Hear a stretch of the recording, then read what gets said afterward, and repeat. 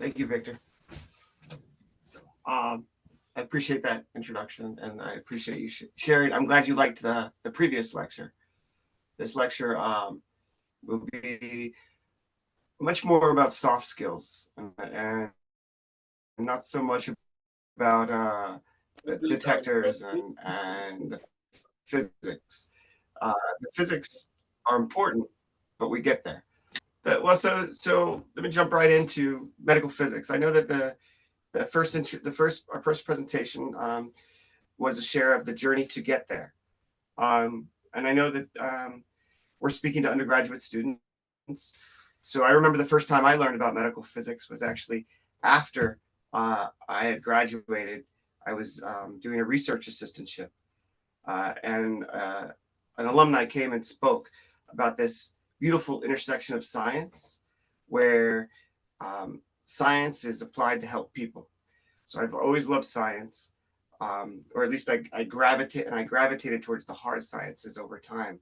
I started in biology, then I went towards chemistry. Do you see the video? Do you see the? Yeah, we can see your presentation.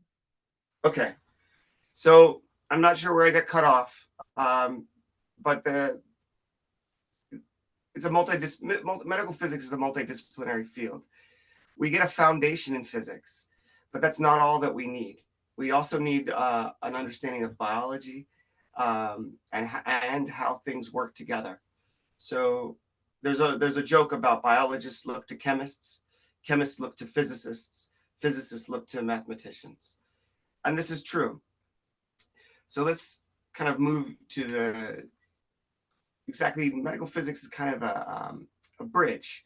You from physics to medicine, and obviously medicine is the science of human health, the science of ensuring that humans are healthy and can live productive lives. So we apply science to help support medicine, and we do this in two main ways. If you think about it, in diagnosis and being able to determine what type of disease, and in treatment, and once there is a disease, and mostly cancer, how to treat that disease effectively. And we do that with our understanding of how energy works. So more than just the technical, medical physicists, we are part of a healthcare team. We enhance patient care through the imaging, like I just mentioned, and we ensure precision treatment of cancer. We are also responsible for managing the safe use of radiation. And one of our biggest opportunities and one of our biggest strengths is to develop, commission new technologies to improve health. So there's a lot of day-to-day work that we do, but a lot of physicists are also working on new things. And throughout the course of our careers, we're always going to be faced with new things. Maybe not new things that we developed, but new things that we're going to help implement in our clinic. So this goes back to, or this will go to one of these key skills. So systems thinking, this is like one of those things I mentioned that I got cut off before, but two things, complexity and systems thinking. These are important to me, and they've become important to me over time. This is a whole field of study, but it's very applicable in medical physics, because the medical physicist is the one person in the clinic that's supposed to have the whole view of the clinic, from when the patient comes in to when the patient gets their treatment. The physicist should be aware of that entire chain of events. And so they should see the interconnectedness of all that, and they can look at the where errors may occur and ensure that errors don't occur. So systems thinkers, physicists are systems thinkers, and we take a whole look at the picture. You realize that everything is connected, and everything, nothing is in isolation. It's a system of relationships. So you're all in your school now, and you're getting the foundation that you need. Physics is just the first part. And I think that it's important to say that physics and math are two different things. Math, some people are very good at math, and math is important. It's a language and a skill. Physics is that understanding of how that math is applied to explain reality. You can be good at physics without being amazing at math, but you must have some foundation in math to be good at physics. So you also need other coursework in biology, mostly anatomy and physiology. You need to know how the human body works.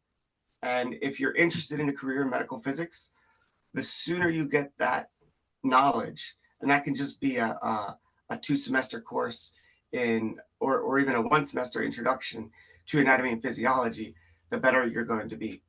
And in the beginning of anatomy and physiology, you'll learn a little bit about genetics, but it would be helpful if you had a stronger foundation. But if you can get at least a year of biology coursework, especially anatomy and physiology, that will position you to be a better medical physicist and to have a stronger understanding of how that energy is impacting the human health. So there are also some other academic skills that you should be developing. The critical thinking is what our education is all about. It's not just the learning of the facts. Really, what we're doing is we're introducing the facts for the first time. We're seeing them for the first time so that when we see them again, we're familiar with them. And over time, as our knowledge accumulates, we can synthesize this into the system. I think another valuable skill is learning statistics. You will learn some of this in graduate school, but probability and statistics, not everyone likes them, but they're very valuable. If you can understand probability and statistics, you can also understand how the world works. Because, like I mentioned before about I gravitated to physics because it had hard answers, or it felt like it gave answers. What you realize is that there's a distribution, and that it's not always a yes or a no. It's often a maybe. And what is that maybe? What's the percentage of that maybe? What's the probability of that? This is important, and you can use that. You can apply that in a field called decision theory. And decision theory is used in all kinds of things. This is the foundation of machine learning, but it's just also the foundation of good evidence-based thought. So I just used a lot of words. And really the truth is we want to be able to communicate very quickly and very clearly. The truth is, in the clinic, you're very busy. You don't have time to give a presentation on something. The professionals you're working with, they want quick answers. They want yes, they want no. They also want, I don't know, but I can find out, or I will look into that. And that's an important thing. There's so much knowledge in the world. You can't know it all. You're not expected to know everything. And you can say, I don't know, and let me get back to you. Again, communication is important. You want to be able to develop a clarity in your communication, to be able to say something succinctly, shortly, quickly. And written communication is key. And the only way to get better at written communication is to practice it. And there are books, there's Strunk and White, The Elements of Style. This is all about conciseness, getting rid of extra words. If you want someone to respond to your email, it should be as short and brief as possible. You just say what you need to say, and they'll get back to you. The longer the communication, the less likely you're going to get a response. So again, you want to be clear. You want to manage expectations, especially when you're talking to others. You don't need to, again, you don't need to have the answer when somebody asks you something. In the clinic, psychological safety. This is a concept. This is where we're not harsh to each other. We give each other space. We're open. Then that allows communication channels to flow. Um, if we're short with people, or in not short in terms of like brief, but if the energy we put is very curt, this will make it so that we're not approachable. So don't worry about how you may appear in terms of if you don't know something. I can't stress this enough. The physicists, we're all smart people. You're in physics. I know that you're bright and you're used to having the answers, and that accumulates over time. But it's okay to be wrong. It's just like it was stressed earlier. It's just not okay to lie. So you don't make up, I think this might be the answer. You say, I don't know, and I'll look into it.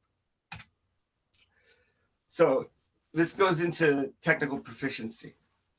Obviously, there's hard skills. There's like the Harmattan, foundation in physics. all over the world. There We is are the one there is the medical physics knowledge of how the things that you're going to work with operate. We see this individual here. He's next to a linear accelerator. He's standing next to a water tank. These are all tools that you have to learn to use. And there's a whole bunch of tools. There's actually an endless array of tools.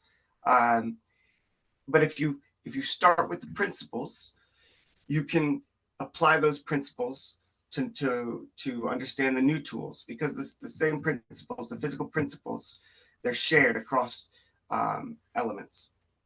Now what we have is also an explosion of software tools.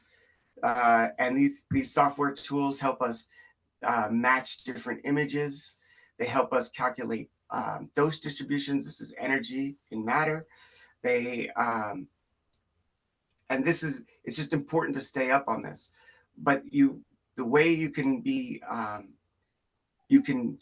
grasp new tools is by having a strong foundation in the principles. And that goes back to that academic. So these are the hard skills. Returning to the soft skills, we have, this is the old adage of the blind men, or the blindfolded men. It's touching an elephant and describing what they see. Each individual, this is the same as working in a multidisciplinary team, a team with different professionals. Everybody sees something a little bit different because of their training and background is different. Maybe where they went to school, they learned it in a different way. So each of those perspectives are valuable. And it's very important to respect the fact that somebody with a different background, or even that went to a different school, is going to approach it in a different way. And it doesn't mean that they're wrong because they have a different answer. They're just coming at it from a different way. So it's very important to again, communicate with them in a way that is safe for them. You don't yell no to them. You say, well, that's interesting. I'm looking at it from this way. But teamwork is important. It cannot be stressed enough. And it starts in graduate school. In graduate school, some places you may feel competitive. You may feel like you want to compete. You don't have to compete. If you help each other, you'll all rise together. A rising tide lifts all ships. So in that respect, focus on the system. Focus not the personalities, especially if something goes wrong.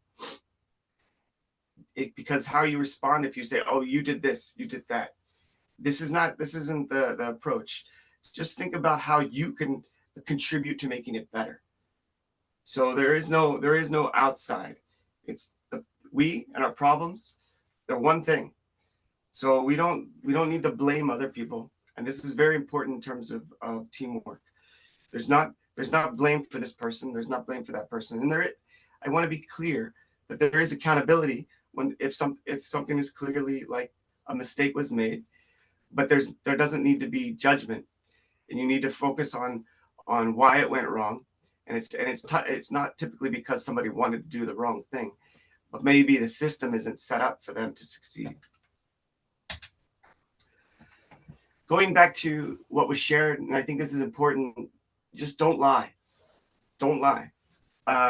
This is a very simple thing, but there's more to it than that. You know, ethics is making decisions. It's doing the right thing when no one is looking. And I can share with you personally that I was a bad youth. I did lots of dumb things, and it's not a secret that I had a troubled youth. But if I lied, I would never get a job. It's just, so I'm open and honest about, this is, what I did when I was young, and now that's not what I do now. But whatever it is, you're honest about things, and I make mistakes too. I want to share this one with you. This one's a hard one. I used an Excel sheet. This is real. I used an Excel sheet, and the wrong value was placed into the Excel sheet. Now this caused an output change, 5%. This is not little. It's not tragic either. I had a choice. I could say, oh no, nothing happened. Let me just fix it and move on. Or act with integrity, share with the physician, let him know this is what happened, and we fixed it. So you'll have these choices in your life where you can hide your mistake, or you can be open about your mistake. We respect openness, we respect trust, and it develops trust. So just act with integrity as best you possibly can. And it builds on itself. These are habits that we make. These are habits that we develop. So problem solving, goes back to decision theory. This is the way that you can look at the different a complex system, making judgments under uncertainty. So we have incomplete information. We never have the full picture. We have the best picture that we can get. Sometimes we have to pivot. Sometimes we go left. Sometimes we go right. If we have a good understanding of the probabilities, we can make a good decision about going left or right. But there are many different directions to go. This also goes into life. You may start your career or your educational career wanting to be a clinical medical physicist. You may go into industry. You may go into sales. You may go into all kinds of different ways. You have to have that resilience and adaptability. Just this is for everything, not just medical physics. But you have to be able to change your plan, because once you get the patient on the table, maybe their arms they can't be up. Maybe they have to be down because of it's a collision risk. So you have to be able to change and then realize how that change impacts things. So these are skills that can be developed through practice. But the ability to think creatively and develop solutions, this is what they love. This is what physicists are loved for, because we are problem solvers. So we're getting close to the end. So I'm trying to be mindful of time, and it's interesting because time plays into this. We have a finite amount of time, and when you're younger, you have more time. How you invest it now, this shapes the rest of your future. But your learning doesn't stop now. Your learning keeps going. And if you continue to learn, this builds on itself. This is like an investment. If you've ever seen these exponential curves, it's slow at first, and then it explodes. But to do that, you have to put in the work, you have to read, you have to continually study, and it grows and it grows, and your understanding grows. I'm biased towards books because this is the method that I learned through. But I know that other people like audio, they learn through listening. Other people like video, they learn through watching. There are lots of different ways, but the important part is to never stop.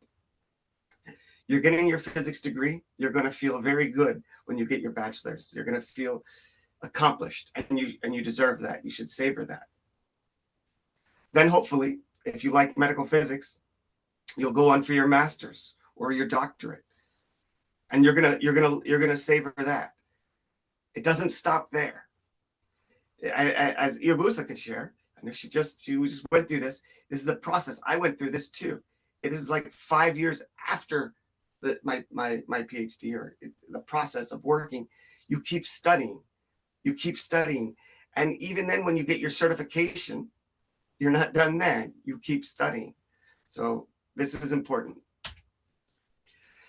This is a quick one.